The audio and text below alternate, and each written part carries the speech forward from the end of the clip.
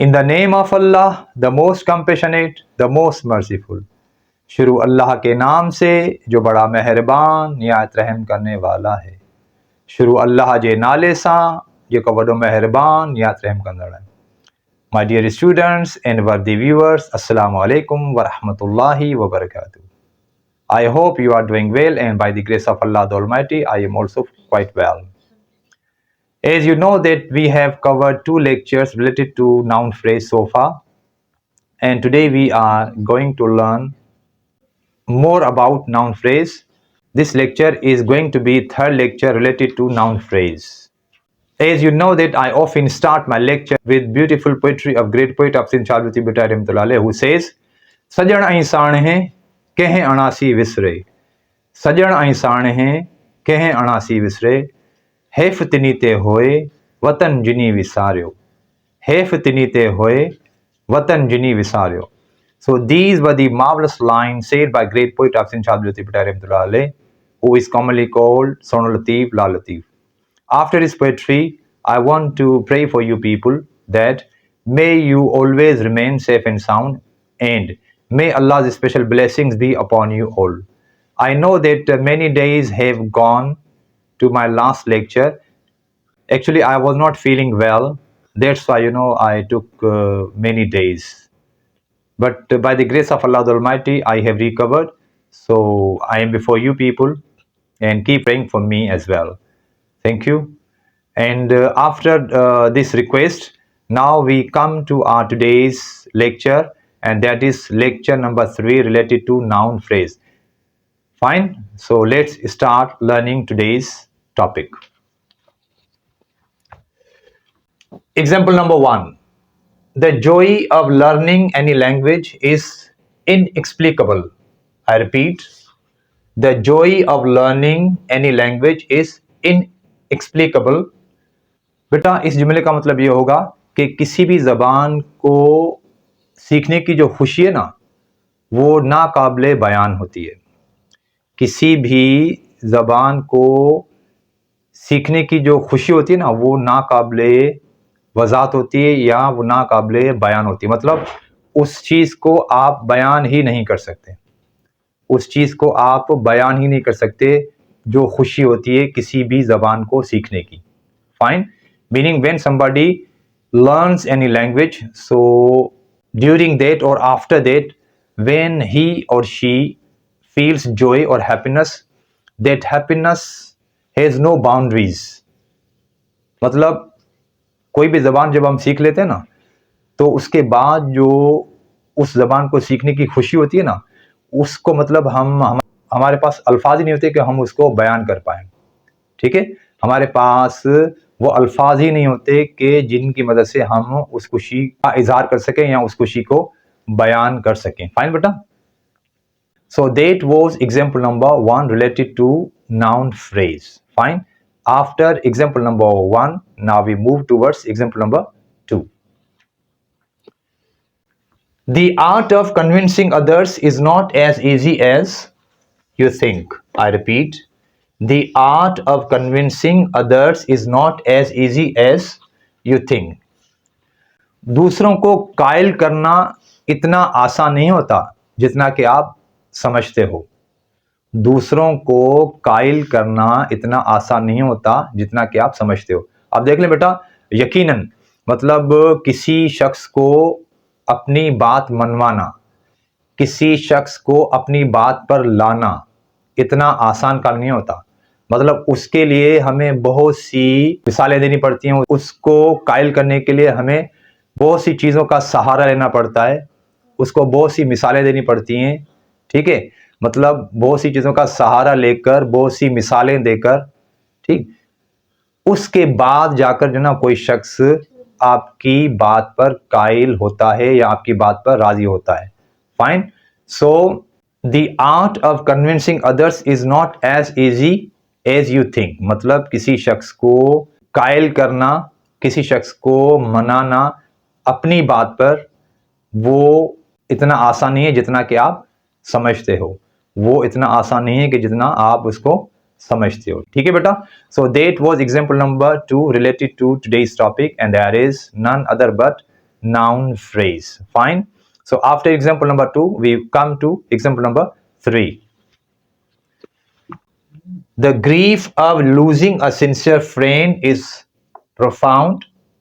I repeat, the grief of losing a sincere friend is profound. किसी मुखलिस दोस्त को खोने का जो दुख होता है वो बहुत गहरा होता है. अब देख लें, यकीनन ऐसा ही है. ठीक है, मतलब आपका कोई करीबी दोस्त हो जिसके साथ आप अपनी सारी मुश्किलात, सारे गम शेयर करते हो. ठीक है, अगर वो एकदम से अचानक से आपकी जिंदगी से चला जाए, ठीक है, वो मुखलिस दोस्त, वो सच्चा दोस्त अचानक से आपकी जिंदगी से चला जाए, तो वो जो दुख होता है ना, दुख, ठीक है, उसका जो असर होता है दिल व दिमाग पर वो बहुत गहरा होता है. ठीक है, फाइन बेटा. So the grief of losing a sincere friend is profound. मतलब किसी भी दोस्त के खो जाने का जो दुख होता है वो बहुत गहरा होता है. उसका जो सदमा पड़ता है दिल व दिमाग पर वो बहुत गहरा होता है. ठीक है बेटा. So that was example number 3. Now we move towards example number 4. Working as a volunteer in this organisation is a matter of honour for me. I repeat, working as a volunteer in this organisation is a matter of honour for me. इस तंजीम में बतौर volunteer काम करना मेरे लिए एजाज़ की बात है. इस तंजीम में बतौर वॉलंटियर, रज़ाकार काम करना मेरे लिए एजाज़ की बात है. ठीक है, अब यकीनन मतलब कोई ऐसी ऑर्गेनाइजेशन होगी, फॉर एग्जांपल मैं आपको मतलब एग्जांपल के तौर पर दे देता हूं कि सपोजिंग अब्दुल सत्तार ईदी, ठीक है ना, उनकी जो ऑर्गेनाइजेशन है, ठीक है, मतलब गरीबों की मदद करना, जो बेघर है उनकी मदद करना, जो यतीम है उनकी मदद करना, जो बेवा है उनकी मदद करना, जिनका कोई घर नहीं होता, जिनका कोई वारिस नहीं होता, तो अब्दुल सत्तार ईदी की जो ऑर्गेनाइजेशन है वो क्या करती है, ठीक है ना, उन बेसहारा औरतों को, उन बेसहारा लोगों को, उन बेसहारा बच्चों को, ठीक है, वो क्या करती है ऑर्गेनाइजेशन, ठीक है, वो अपने यहाँ उनको ले आती है, फिर उनका हर लिहाज से ख्याल रखते हैं. ठीक है ना.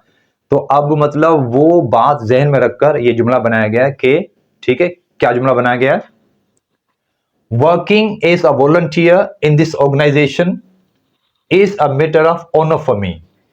कि इस तंजीम में बतौर वॉलंटियर काम करना मेरे लिए एजाज की बात है.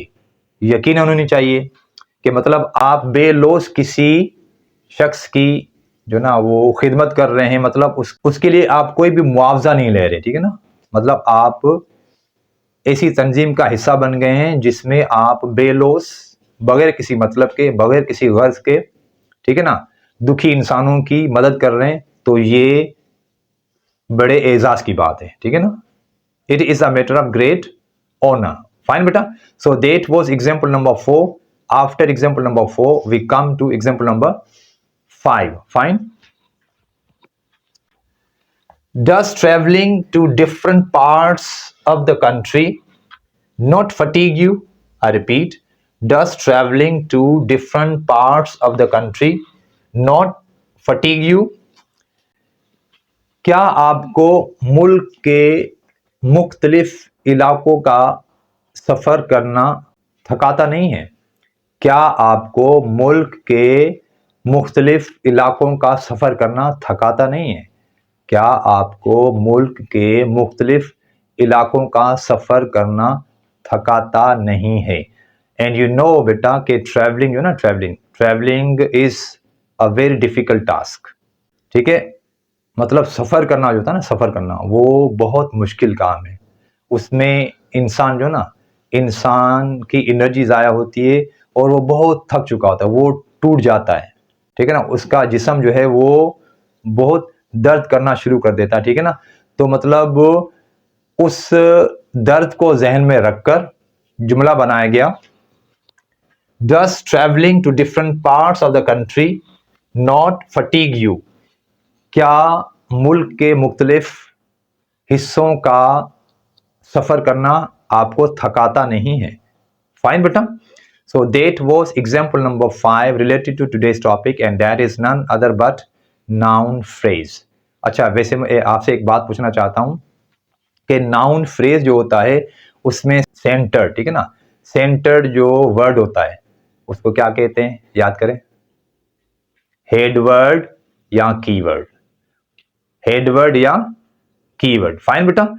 So that was example number 5. Now after example number 5 we come to example number 6.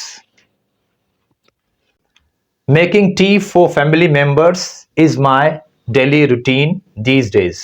I repeat, making tea for family members is my daily routine these days.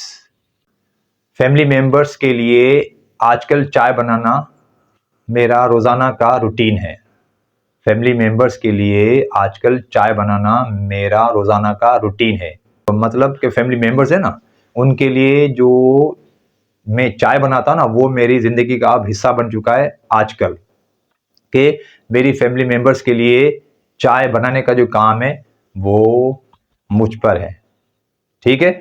और वैसे आपको एक सच्ची बात भी बता दूं कि ये जो जुमला है ये जुमला मुझसे ही रिलेटेड है। I love making tea and मतलब जो मेरे फैमिली मेंबर्स है ना, मतलब उनको मेरी सुबह वाली चाय, ठीक है ना, वो पसंद है। सो दे ऑफन, ठीक है ना, they often say to me to make morning tea and I am making tea for them these days. Fine, right beta? Okay, so after example number 6 we come to example number 7. Okay,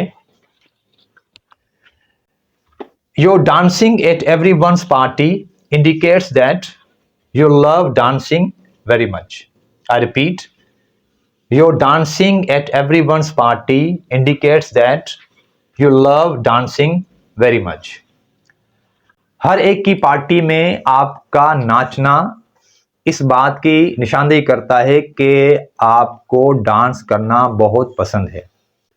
हर एक की party में नाचना ये बताता है कि आपको dance करना बहुत पसंद है। ठीक है, मतलब कि आपका जो डांस करना है ना हर एक की पार्टी में, वो इस बात की निशानदेही करता है कि आपको डांस करना बहुत पसंद है। ठीक है, मतलब आप उसको लाइक करते हो, आप उसको तरजीह देते हो, ठीक है ना, आप उसको पसंद करते हो। You love it, that's why you start dancing whenever you find any party. Right बेटा? So that was our today's lecture wherein I taught you in very easy way. अच्छा, बिफोर एंडिंग टुडेज लेक्चर एक बात आप लोगों से पूछना चाहता हूं कि आज वाले लेक्चर में मतलब जो 7 एग्जाम्पल्स मैंने दिए, ठीक है ना, और जो मैंने अंडरलाइन किए हुए ना वर्ड्स, ठीक है,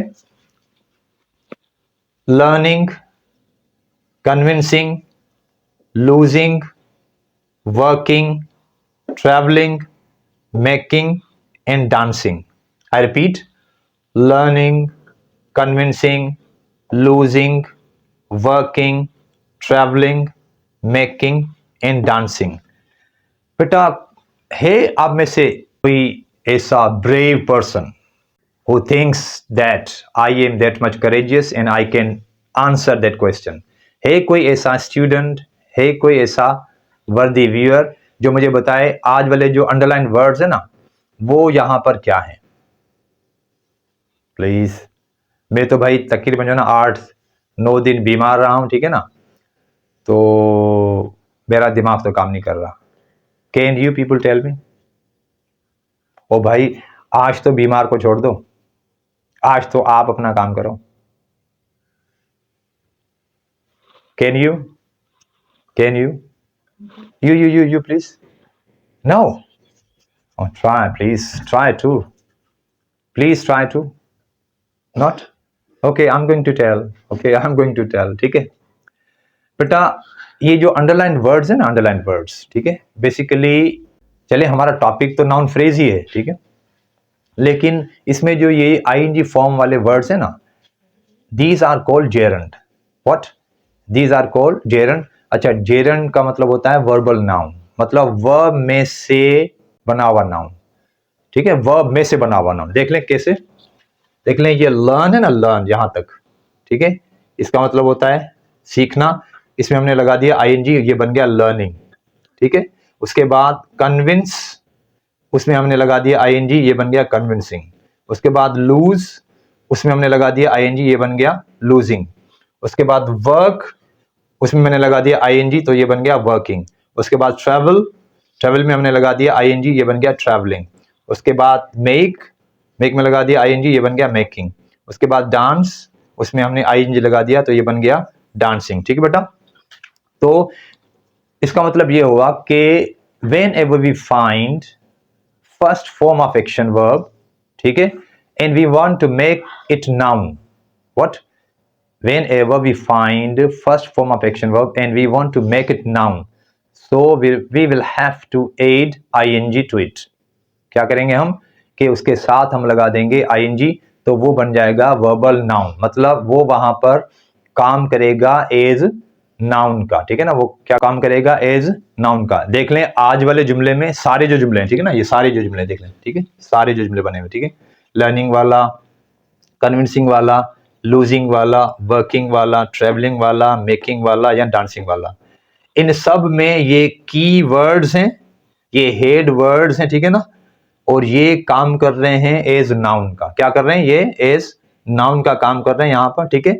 इनसे पहले भी कुछ लगा हुआ है, ठीक है ना, ये जो स्टार्टिंग वाले देख लें 1 2 3, इसमें क्या लगा हुआ, इनसे पहले कुछ वर्ड्स लगे हुए और इनके बाद भी कुछ वर्ड्स लगे हुए। देख लें the Joy of any language, इनके दरमियान में लगा हुआ लर्निंग, द आर्ट ऑफ, ठीक है, उसके बाद फिर लगा हुआ अदर्स, इनके दरमियान में लगा हुआ convincing, the grief of a sincere friend, इनके दरमियान में लगा हुआ लूजिंग, ठीक है।